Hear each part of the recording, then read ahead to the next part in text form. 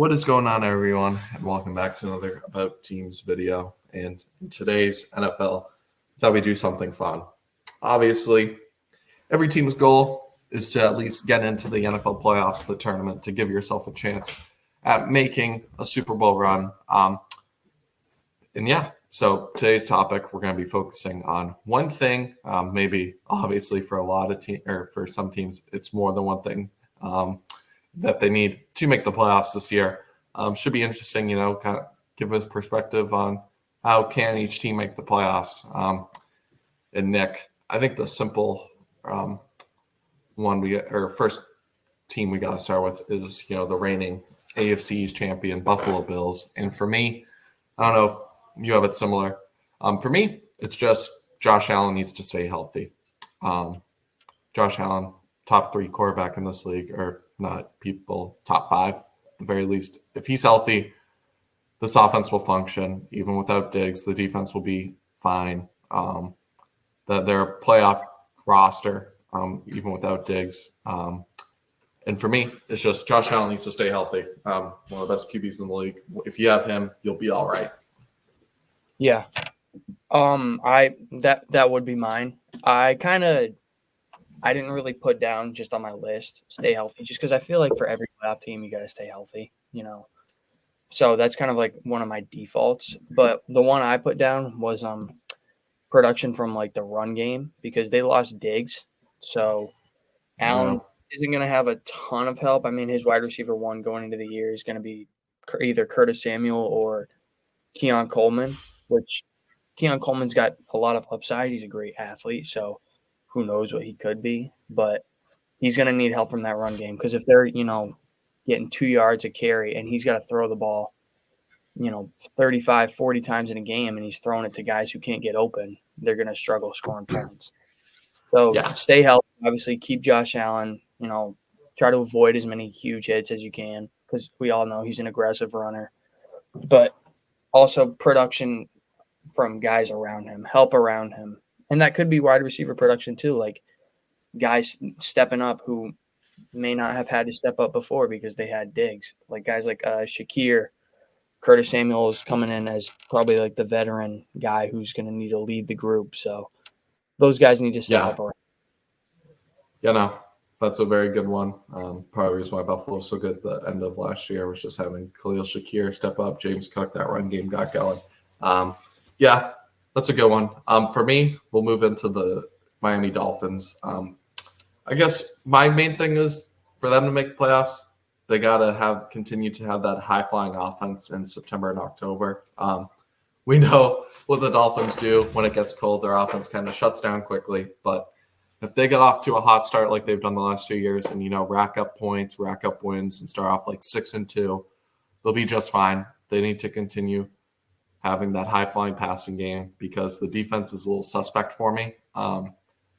They were before, obviously last year too, it wasn't great, but losing players like Christian Wilkins, Van Ginkel, leaves some holes. They added Kendon Fuller, so we shall see how it plays out, but the Jets only got better.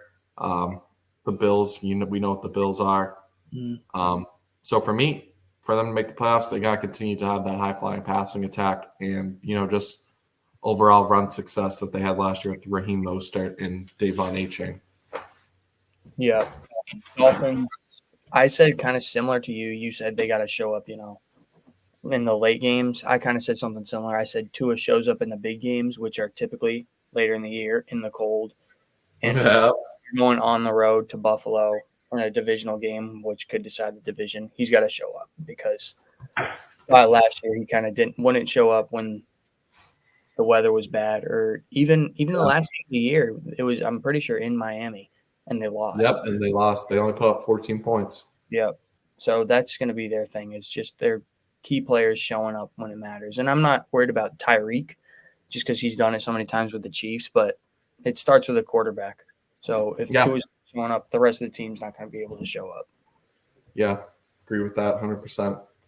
Next one, got an interesting team, the New York Jets. And for me, it's Aaron Rodgers doesn't even necessarily, because he can be healthy, but he needs to be to his form, at least somewhat in his form in like 2019, like before his MVP, where he could just be a playmaker. I don't expect him to be like the 2020 MVP where he was ridiculous, but back in 2019, just a guy that could do the play action, let the roster do its thing. Jets, obviously, great defense, great weapons. They added Tyron Smith to the O-line if he's healthy, but you got Garrett Wilson. You got playmakers for this Jets team, adding Mike Williams. So the main thing is Aaron Rodgers to just basically not regress and show his age. Because obviously 39 coming off a torn Achilles, he could be healthy but just be washed. So the main thing is, I guess, Aaron Rodgers not being washed for them to make the playoffs because they got the roster. And obviously everyone could say, like you said, staying healthy, but that's just kind of a big thing for the Jets. That's always been a problem. But yeah, for me, Aaron Rodgers not being washed. Yep. This one I did actually – I wrote down they got to score because they had such a terrible offense last year. Yep. And the defense is good. Like, they have a really good defense. And I did write down stay healthy because I think out of the 4 AFC East teams for the trying to make the playoffs, this is probably the one that has the most health concerns just because they have, a 41. But it's a rightfully so thing. Yeah, because they just haven't been healthy. And part of it's that MetLife turf. They got to fix that. That's like step one. Which is why Saquon has been injured a lot and why the Giants haven't been always healthy. That's a real thing. Yeah. So and then last, what were you gonna say? I was just gonna recap. Like, they got to score points for the defense and then just stay on the field.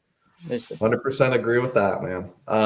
For me, the Patriots. This is a team where, oh gosh, I guess it's tough. But if it were me, this is how they make the playoffs. Drake May comes in. Because we know what Jacoby Brissett is. Drake May comes in and plays like Josh Allen. Shows off that rushing ability, shows off his strong arm, and just gets it. And every rookie surprises. Like Polk becomes a established receiver in this league, like Tank Dell did in his first year. And they also draft another one, so it's that the rookies show out. That'll be my thing. The rookie wide receivers, Drake May, they ball out. And then maybe, at that point, why not? Why can't they? Yep. I said I wasn't so keen on quarterback, although that's the big question mark with the Patriots still as of right now, because obviously Drake May has yet to play a snap. But I said their defense needs to remain, consistently good, and they need to pair that with scoring. So a lot like the Jets, just they don't have the firepower the Jets have to actually do that. But if the Pats were to somehow sneak in as a wild card, that's how they'd have to do it. They'd have to play good defense, and the offense would have to provide that defense with points. Because last year they had a great defense, and the offense was a joke. So yeah, probably that. It's focused on the ball. Yeah, like you said, Patriots have always had decent defense, and obviously that would need to be afloat if they wanted to make the playoffs. But yeah, for me, just a breakout of the rookies. They surprise. Drake May has like a CJ Stroud type year if he comes in and starts. But to be honest, I think the Patriots' best move is to rest him. Jacoby Brissett will at least, he gives you points. He gives you yards. He can move the ball. He's always been a good backup. So, yeah, we'll see, though, what happens. But, yeah, most likely answer is Patriots defense just steps up top 5, and the offense is just able to do enough with Brissett, assuming he starts. That's the AFC East, though. I think we'll do one more division in the AFC for today. Which one do you want to do? Do you want to do North, South, or West? West. Let's do North, because that one I feel like that's probably the most. That division's really competitive. Yeah. All right. I agree with it. All right. For me, main thing. I know we don't like staying healthy, but we'll go with the reigning champ Baltimore Ravens. If Lamar Jackson, we've known he's had injury concerns, and that's when they miss the playoffs, when he misses like these 3 to 4 game stints. Last year didn't. Ravens got the 1 seed. So for me, Lamar Jackson does it all for them, running, really good passer now. And for me, as long as he's on the field, this team is going to make the playoffs. He's a winner in the regular season too, especially. He just knows how to get it done in the regular season. I think it's like over a 700 winning percentage in the regular season. So he just balls out even with the tough competition. So for me, it's got to be Lamar Jackson staying healthy for the Ravens. Mm-hmm. Yep, I wrote that down too. I probably It's have boring, that. but it's the truth. Yeah.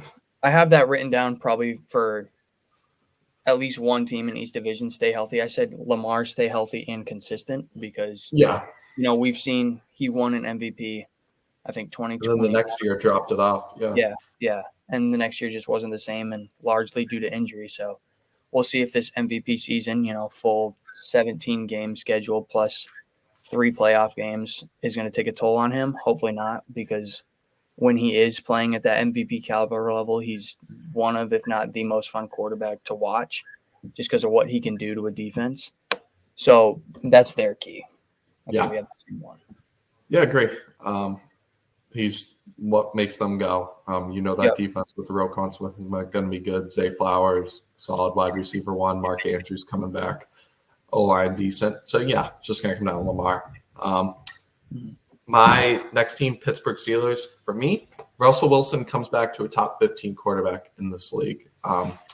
We know what the Steelers defense is. TJ Watt's a menace for every team, makes Lamar Jackson even very uncomfortable. Pittsburgh, definition of Kenny Pickett, mid. They still won 9 games. For me, that's like this minimum. And if Russell Wilson comes in, plays like a top 15 QB, takes care of the ball, is efficient, isn't throwing. I think the confliction was last year. His stats look good, completion percentage. He was throwing a lot of checkdowns. If he takes care of the ball most of the time while still being, somewhat aggressive, you got George Pickens, Pat Freiermuth, a good running back duo in Jalen Warren, Najee Harris. So for me, Russell Wilson just turns back to a top 15 QB. Yep, I had something pretty similar. I didn't say Wilson just because I don't know if Fields is going to end up playing, but overall, quarterbacks lead the offense to points. So, again, a lot like the Patriots, where the quarterbacks, they don't need to play like an MVP or a top 3 quarterback. Just give your defense points, because when TJ Watt's on the field, he's the best defensive player in the league. Yeah. And that defense is always humming no matter what. With Minka, and they've gotten so much. They've just been so consistently good on defense and so consistently bad on offense since Roethlisberger left. So as long as they can get decent quarterback play, I think if they put up 23, 24 points a game, they'll probably win 10 games because of how good that defense is. Yeah, exactly. That's how good their Steelers defense is. Yeah. Kind of on the same page there. We'll go to an interesting team. Cleveland Browns. And for me, at the start, before we recorded, I had something along the lines of QB play needs, Deshaun Watson needs to step up, but they've proven they can win without Deshaun Watson. They went on a streak with Joe Flacco. So for me, it's everything around the QB, the supporting cast, the defense continues to be amazing. Cleveland, obviously, number 1 defense last year in yards. You got Amari Cooper, David Njoku, Kevin Stefanski, I think, is one of the best head coaches in football, former Vikings offensive coordinator. So shout out Kevin. So for me, the roster just continues to produce, no matter who's at quarterback, whether it's Deshaun or he gets benched for Dorian Thomas Robinson, or, who knows, they trade for Gardner Minshew and they go on a run.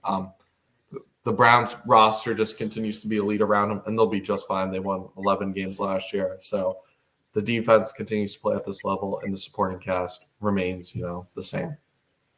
I agree with what you said, but I actually did say Deshaun needs to step up because they put themselves in a position last year.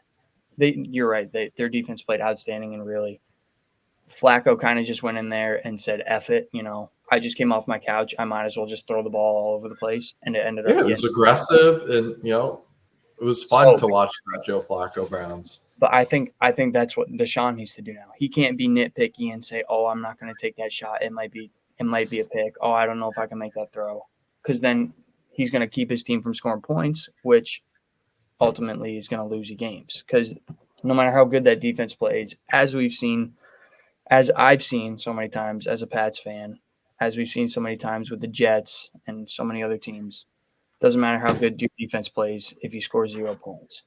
So yeah, I think Deshaun does need to step up. He doesn't need to play like an MVP, but he needs to play better than what he played like when he was in last year. and stay Yeah. healthy, stay on the field. Yeah, no, I agree. What you said, obviously, it's very interesting. Cleveland, one of the worst QB contracts, but they still build an amazing roster around them. I think Kevin Stefanski is a top 7 head coach in this league, 2 coach of the years. Led Cleveland to their first playoff win back in 2020, and then just sends Joe Flacco off the couch. Just any QB that knows how to throw the football. So it's unfortunate they have this Deshaun contract hanging over their heads when it's not even his fault. But yeah, if Deshaun just takes care of the football, can use that rushing mobility when he needs to, but just get the ball out to Amari Cooper, your playmakers, you'll be fine. Yep. And then with that being said, we have one more team, the Cincinnati Bengals. And for me, I went in a weird direction. Some people may agree, some may disagree. For me, it's no September slump for Joe Burrow if they want to make the playoffs again. The last couple of years, Joe Burrow has struggled in September. The Bengals have gone off to like these 1-3 starts. And last year, it was proven that they had to play catch up. They didn't get it done. Obviously, that was due to an injury, but it's just, it takes a toll on you trying to do that. And in this division, that's only getting better. I mean, the Ravens are obviously looking like the best team. The Steelers, great roster. Cleveland, great roster. For me, they just can't be doing these week 1 thing where they get shut out and they're trailing in the division. They got to get off to a fast start. And the key is because Joe Burrow, I mean, I love him as a QB, but we've seen torn ACL week 1 or first year, last year, wrist injury. He was also dealing with hamstring injuries at the beginning of the year before that. So the key for me is, and then he also got surgery like on his abdomen or something. So he's had a lot of like health issues. So obviously that might be one thing, just him staying healthy, because when he's on, he's on. But for me, you want to get off to a fast start because maybe if an injury comes and Joe Burrow has to miss a week or 2, you can afford it. So that's the key for me. No slow start in September. Yep. I had something kind of similar to you. It wasn't just September. It was both Jamar and Burrow just play consistently good football, because we've also seen it from Jamar. Like, he'll have, 150, like 12 catch, 150-yard game. Then the next 2 weeks, he'll combine for like 4 catches for like 50 yards. So yeah, with Tyler Boyd being gone and T. Higgins requesting that's a trade, a big thing actually. What's going on with T. Higgins? yeah, Jamar's going to have to step up big time this year, and that's going to be in part to Joe Burrow as well. Can Joe Burrow get him the football and not, look like Mac Jones in week 1 and throughout the season? Because we've seen Burrow play at like an all-time high level. He obviously led them to the Super Bowl in that crazy year, and he's been known as like a Chiefs, Bills type killer. But he needs to be able to get his team there. And to do that, he's got to play consistently good, not every few weeks. Even last year, like before he got hurt, he played like garbage for a lot of the games. He was starting to pick it. He got hurt. Yeah, then that's what happens. The year before that, he did too, but they were just fine, made the playoffs as like the 3 seed. But the division wasn't as it was. You had, a Ravens team with an injured Lamar.